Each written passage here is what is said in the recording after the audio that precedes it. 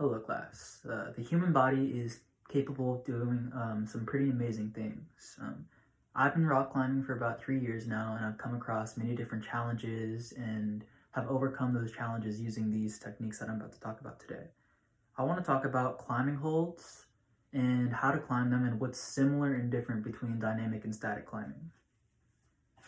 My first main point out of three is the different holds that you're going to come across and how to climb these holds. There are many different skill levels within climbing, and within these skill levels, you have different types of hold that tend to be a little bit more trickier to grasp than others. Jugs are the first holds I want to talk about, and these tend to be one of the easiest holds to grab onto.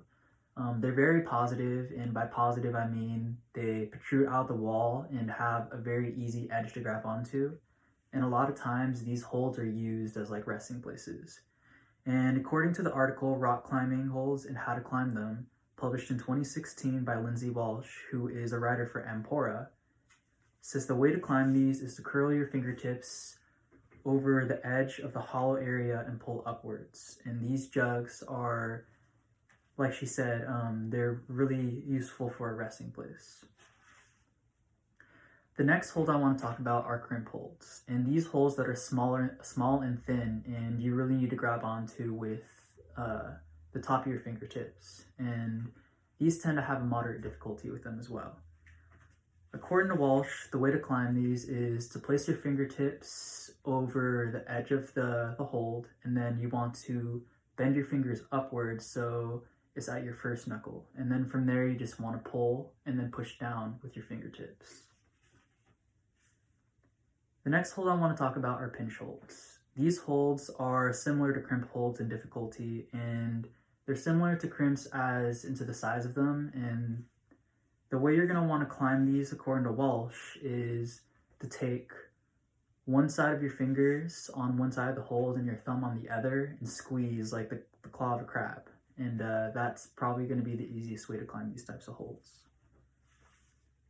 Another hold that we're going to cover is pockets, and these are holes that you're going to want to jam your fingertips into, and these holes can ranges from sizes from 1 fingertip to 3, 1 being the hardest obviously, and Walsh also believes the best way to climb these is to fit as many fingers as you can comfortably into that hole and then push down on the bottom part. These are also moderately difficult in holds, similar to crimps. The final hold that we're going to talk about are slopers. These holds are rounded shapes and tend to be negative on the edge that you're trying to grab on. So think of it as like a smooth protruding boulder that you have to kind of wrap your hand over. And these ones tend to be pretty difficult to grasp onto. According to Walsh, a writer for Ampora, which is one of the largest action sports publishers out there, she says the best way to climb these is to lay your hand across the hold so your skin is in much contact with the hold as possible. And this will give you as much traction as you possibly can get, enough to bump onto the next hold that's easier to grab onto.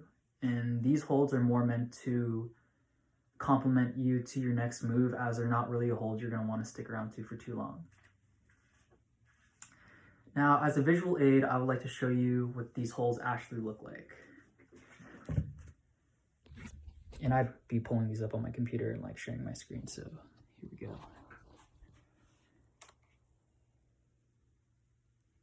So these holds right here are actually jug holds. As you can see, they're a little bit larger and they're the easiest ones to grab onto. Here, the one with the pink tape, those are crimp holds. As you can see, they're very small and they have a small edge where your fingertips are going to want to clasp onto. Right here, the pinch hold, you can see how it has 2 positive edges, and you're going to want to wrap your fingers or more around the top part and squeeze on the bottom with your thumb right here. These ones are the pockets. As you can see, they have several holes, and usually you can fit about 1 to 2 fingers in there. It just depends, but you're going to want to drive your fingertips down on the bottom part of that pocket. And lastly, what we talked about were the slopers. Sorry, it's kind of hard to... There we go. These guys tend to be the hardest to grab onto as they have more of a smooth, rounded surface, and you're going to want to use the skin of your hand to really grab on and apply that pressure.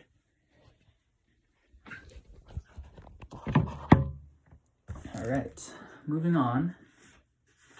After talking about the different holds and how to climb them, I want to move on to my next main point, which is dynamic climbing techniques. The first thing I want to talk about is leg power and how it's essential for dynamic movement. Dynamic movement is essentially climbing quickly and relying on momentum and timing to save your energy. According to the article Advanced Bouldering Techniques Dynamics, published by Time Outdoors in 2020, the author Leo Houlding, who at 18 climbed El Capitan, free climbed El Capitan, which is kind of crazy. It's where you climb without a rope, which is very scary. According to Hoodling, the power behind a dynamic move all comes from the legs. And this is because a lot of times with dynamic movement, you're launching yourself, and your legs tend to have the most strength compared to your arms.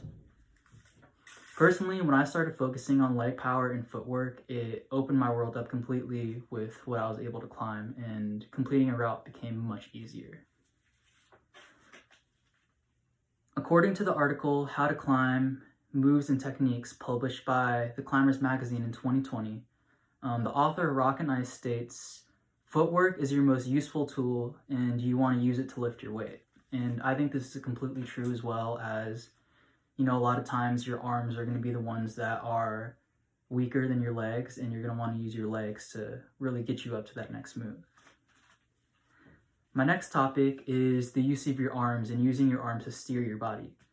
Hoodling says the use of your arms as pivots to direct your move is important. And as you propel yourself with your legs, you must direct your arms towards the hold. I found that the more straight my arms were while I was climbing, it conserved a lot of energy, because as you can imagine, if your arms were more close up and bent, you're going to be using a lot more strain throughout your body, as compared to just hanging with your skeleton will actually save you a lot of energy. Moving on to my next topic, which is committing and really visualizing your landing. This will actually really help you land that next move. According to Hoodling, one of the world's most experienced climbers, he says to focus on your destination handhold. And by that, he wants you to focus on the next handhold that you intend to reach for. He states, when you launch and commit with 100% conviction that you will stick that next hold, it will really actually help you land it. And I think this is totally true. This is one skill that I really struggled with when I was climbing, but I found that really visualizing and actually seeing yourself grab that hold will help you succeed more. So moving on to my third and my final point, which is static climbing techniques, I want to start with how static climbing is different than dynamic climbing.